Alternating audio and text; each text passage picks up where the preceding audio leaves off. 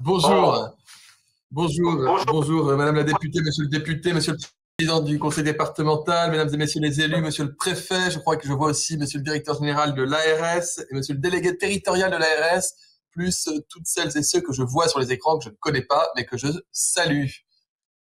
Monsieur le ministre, d'abord un grand merci parce qu'on imagine assez aisément que votre emploi du temps est légèrement contraint et votre présence ce matin pendant quelques moments pour notre 12e conseil départemental d'analyse et de vigilance, c'est pour tous ses membres une grande reconnaissance et on voulait vous en remercier.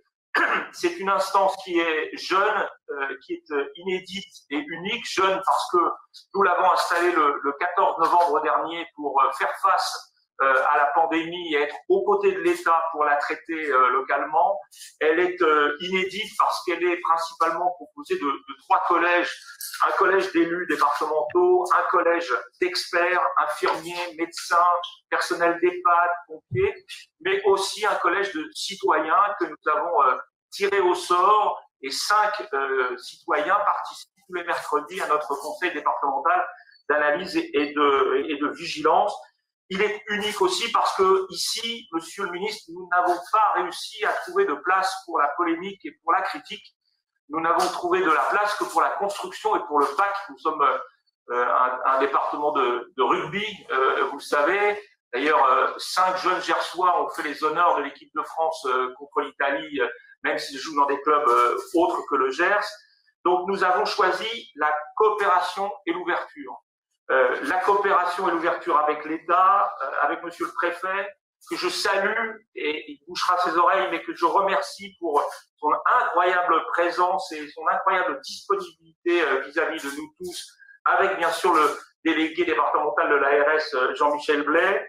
Coopération et ouverture aussi avec des experts, avec des professionnels de santé. Coopération et ouverture aussi avec des élus de tous bords. Vous avez des élus de tous bords. Vous avez ici, et je les remercie, 2 parlementaires de l'Assemblée nationale, Jean-René Cazeneuve et Gisèle Biémouet, qui sont présents. Et puis, comme je vous l'ai dit, on n'a pas eu de place pour les polémiques, mais on a eu de la place pour faire des choses. Ouverture aussi avec les citoyens et plus généralement, on a voulu rester connecté avec tous celles et tous ceux qui nous permettent d'éclairer nos décisions et de nous faire passer les signaux faibles qu'il peut y avoir dans la société, qu'ils soient sociaux ou qu'ils soient sanitaires. Cette coopération, cette ouverture, elle a permis d'instaurer ici dans le Gers de la transparence. Vous avez de la confiance, elle naît de la transparence. Et ici, chaque semaine, des citoyens sont là. Notre échange est retransmis en Facebook Live, ce qui fait que les citoyens peuvent poser des questions. Ils vous en poseront sûrement. Et puis enfin, surtout, ici, chaque semaine, on a pris des décisions rapides et concrètes. C'est ici qu'on a décidé de faire des bus tests itinérants parce qu'il y a 461 communes dans le Gers avec des petits villages de moins de 50 habitants et qu'il fallait aller vers les gens. C'est ici qu'on a pris la décision de faire de nombreux centres de vaccination de proximité. Il y en a 16 dans le Gers, c'est-à-dire 1 pour 10 000 habitants. C'est ici qu'on a décidé que le département ferait le transport des vaccins, que nous ferions une plateforme départementale locale de réservation qui a été saturée aussi, mais avec un appel gratuit, elle a permis quand même de prendre des rendez-vous. C'est ici qu'on a fait un accord avec l'Éducation nationale pour faire des tests antigéniques dans les collèges pour les collégiens, leurs professeurs et les personnels administratifs. Et c'est ici, récemment, qu'on a décidé d'aller vers les personnes les plus lourdement handicapées, les GIR 1 et GIR 2, avec un vaccibus qui va aller au domicile de ces personnes pour les vacciner. Donc, vous voyez, Monsieur le ministre, je m'arrêterai là. Le CDAV qui se fait avec l'accord et la responsabilité de l'État, c'est une organisation départementale qui est rodée, qui est opérationnelle, qui a fait ses preuves, une organisation qui est prête à monter en puissance, notamment si l'on a de la visibilité sur la programmation des vaccins. Le Gers a un taux d'incidence légèrement inférieur à la moyenne nationale et régionale, mais pour autant, il circule. Et nous avons depuis ce week-end des cas de variants anglais, donc ça veut dire que nous sommes concernés comme tous les autres départements. Et la question que je voulais vous poser pour vous transmettre la parole d'une certaine façon, c'est après les déclarations du président de la République disant que toute personne qui voudra se faire vacciner le pourra avant la fin de l'été, après les déclarations du Premier ministre sur les doses supplémentaires qui vont être disponibles dans les jours qui viennent, est-ce qu'on va pouvoir, Monsieur le ministre, cher Olivier, monter en puissance dans le Gers, avoir une visibilité sur la vaccination et faire en sorte que, par exemple, la plateforme de réservation que nous ouvrons demain matin, mais que nous voulons refermer en fin de semaine, nous puissions la laisser ouverte pour faire des programmations sur le mois de mars et atteindre l'objectif que nous nous sommes fixés tous ensemble, c'est-à-dire d'ici la fin de l'été, de vacciner 130 ou 140 000 Gersoises et Gersois pour à cette immunité qui nous donnera une vie nouvelle. Encore merci, monsieur le ministre, et je vous passe la parole. Merci beaucoup, monsieur le président, cher Philippe Martin, que ça me fait très plaisir de revoir, même de loin et en visio. Je ne désespère pas de pouvoir faire un déplacement dans le Gers, qui est un département que j'affectionne beaucoup. J'aurai beaucoup de plaisir à m'y rendre si j'y suis invité, mais je me doute qu'en disant cela, je recevrai une invitation et j'espère pouvoir trouver rapidement un créneau dans l'agenda. Non, moi, je suis très content d'être là parce que je suis le premier à le dire, même si il faut aussi que je m'y tienne dans toutes circonstances. On a besoin d'unité nationale. On a besoin d'innovation dans les territoires. On a besoin de confiance mutuelle. On a besoin de ne pas faire de cette vaccination un enjeu politique au sens négatif du terme, mais un enjeu populationnel, citoyen, de santé publique. La santé publique, elle n'a pas de parti. Elle n'a qu'un intérêt, c'est protéger les gens. Et je vois qu'il y a deux parlementaires qui sont présents, que je vais saluer. Gisèle Biémouret, qui, bien que ne faisant pas partie de la majorité, est une parlementaire avec qui j'ai eu toujours beaucoup de plaisir à travailler les dossiers, notamment dans le cadre de la commission des affaires sociales. Et puis Jean-René Cazeneuve, que je salue et dont je salue l'inspiration qui a été la sienne lorsque, à un moment où la vaccination n'avait pas le vent en poupe, il avait signé une tribune « Vacciner, c'est se protéger et protéger les autres ». On voit aujourd'hui que le taux d'adhésion des Français a augmenté, il continuera d'augmenter jour après jour, semaine après semaine. Ensuite, moi, je trouve, j'ai été évidemment briefé, cher Philippe, tu sais comment tout ça fonctionne, sur le fonctionnement de cette cellule, de ce conseil départemental d'analyse et de vigilance. Et j'ai vu en fait toutes les recettes, tous les instruments qui font que ça fonctionne. C'est-à-dire de la concertation avec les citoyens, tu l'as dit, de la transparence, de l'association de l'ensemble des élus, sans aucun ostracisme. Et c'est une cellule qui a pour seul objectif finalement de servir la population. Et vous avez retenu plusieurs appels que j'avais pu aussi lancer en lien avec l'ADF et Dominique Bussereau, avec qui on travaille très bien, sur la démarche d'aller vers les personnes les plus isolées, les plus fragiles, tant en termes de tests avec le vaccinotest que désormais la vaccination avec ce bus de vaccination. Je crois que c'est ça qui fonctionne. Sur la question de la transparence, des doses et des rendez-vous. D'abord, moi j'ai fait le choix aussi de la transparence totale en open data et sur le site data.gouv, on peut trouver combien de doses reçoit chaque centre de vaccination du Gers aujourd'hui et sur les 4 semaines à venir, combien de rendez-vous sont pris, combien de créneaux de consulte de rendez-vous sont disponibles, et on met ça en place de manière, et on le révise de manière très régulière pour le mettre à jour en permanence, pour que les citoyens puissent savoir justement comment les choses sont organisées et quelles sont les possibilités qu'ils ont de prendre rendez-vous aujourd'hui et demain.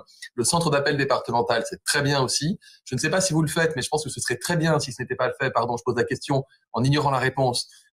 Si vous pouvez prendre les noms des gens qui téléphonent et à qui vous ne pouvez pas donner de rendez-vous aujourd'hui, de manière à pouvoir les rappeler et leur éviter d'être en permanence derrière leur téléphone en se disant « je vais rappeler ce matin, je vais rappeler cet après-midi, peut-être qu'il y aura un rendez-vous ». Le Premier ministre a annoncé, je l'ai fait également, quelques 400 et quelques 1000 rendez-vous supplémentaires sur la fin février, donc ça vous a permis d'en rouvrir. Et il y aura plus d'1 million de rendez-vous de primo-vaccination rouverts pour le mois de mars. Et ensuite, finalement, le nombre de vaccins qui nous sont livrés va être exponentiel, puisque AstraZeneca a été validé, que on a Pfizer, Moderna, qu'on aura bientôt, je l'espère, CureVac, Janssen, J&J, et donc à mesure que ces vaccins sont validés par les autorités européennes et qu'ils nous sont livrés, ça nous permet d'avoir de plus en plus de doses, donc de plus en plus de créneaux de vaccination pour les personnes, d'abord âgées et ensuite moins âgées. Et je réitère l'objectif, je rappelle l'objectif qui a été fixé par le président de la République et par le Premier ministre, c'est être capable de vacciner toutes les personnes fragiles et vulnérables avant l'été ou d'ici le début de l'été et de vacciner l'ensemble de la population qui le souhaite d'ici à la fin de l'été. Sur le papier, on a 135 millions de doses de vaccins qui doivent nous être livrées d'ici au 31 août. Et je n'ai pas du tout peur que l'organisation et la logistique soient un élément freinant, puisque les centres dont nous disposons aujourd'hui, nous sommes capables d'en ouvrir d'autres demain si c'était nécessaire. Et par ailleurs, la plupart des centres mettent le pied sur la pédale de frein, faute d'avoir suffisamment de doses de vaccins pour vacciner tout le monde.